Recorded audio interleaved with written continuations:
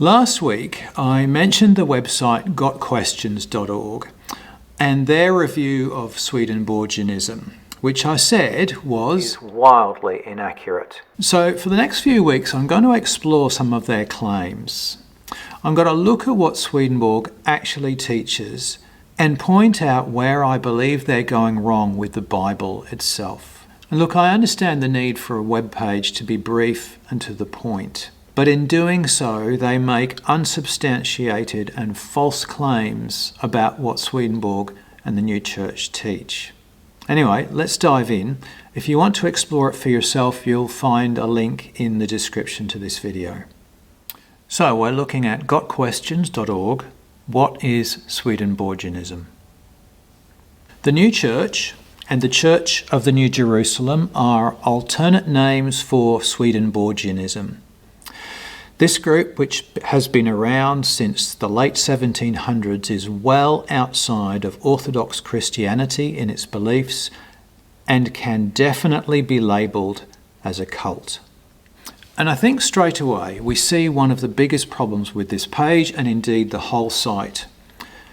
Define what you mean by orthodox. Which orthodoxy are you speaking about?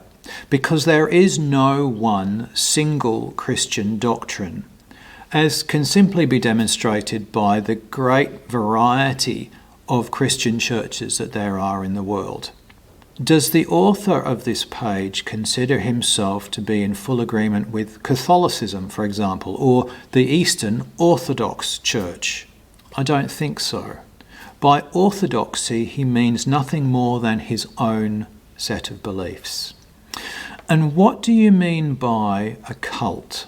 Generally speaking, in my experience, that word has essentially been used as a pejorative term to describe any group that the author or speaker happens to disagree with. And the intended implication of using that term is that the group they're speaking of indulges in things like mind control, which I find really interesting when you talk about Swedenborg in those terms, because Swedenborg insists upon the principle of freedom according to reason. Anyway, let's go on. Swedenborgianism bases its teachings on the writings of Emanuel Swedenborg, who was born in Stockholm, Sweden in 1688.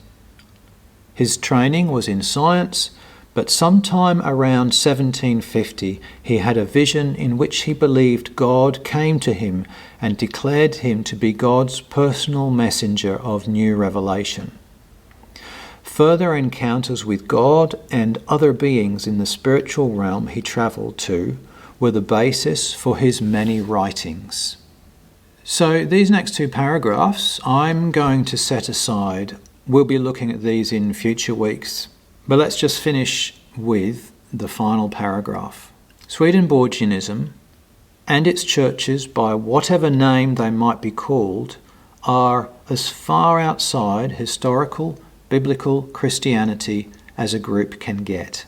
Although they might claim to base their teachings on the Bible, every teaching is tainted by heresy, confusion, and sometimes lunacy. We actually know exactly when Swedenborg had his vision because he recorded it in his own journal. It took place on the night of the 6th of April, 1744. And I do wonder why this page doesn't give that date. I found another page that does exactly the same thing from versebyverseministry.org. They do have a much longer and more comprehensive page, but they talk about Swedenborg's vision as being in the early 1700s. Look, what I want to do is share part of what Swedenborg wrote in that journal with you, because it gives you a useful insight into his character and it shows you some of the way in which he approached that vision himself. So the particular work we're talking about is his Journal of Dreams, and you can read his account of that evening from paragraph 49. But I'm going to read now from paragraph 55. I then again came into such a state that in my thoughts I was neither sleeping nor awake. I thought, what may this be? Is it Christ, the Son of God, that I have seen? Is it a sin that I am doubting it? But as it is commanded that we are to try the spirits, I reflected on everything, and found from that which had occurred the previous night that I had been purified by the Holy Spirit during the whole night, and encompassed and preserved, and thus prepared for this purpose.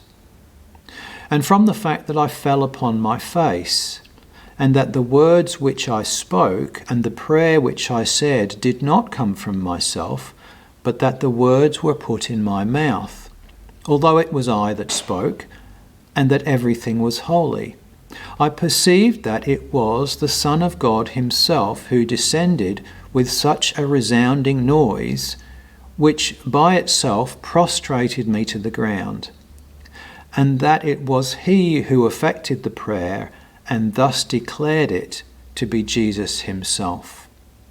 Now, when he talks about trying the spirits, he's quoting from 1 John chapter 4, verses 1 to 3, where it says, "Beloved, do not believe every spirit, but test the spirits, whether they are of God, because many false prophets have gone out into the world.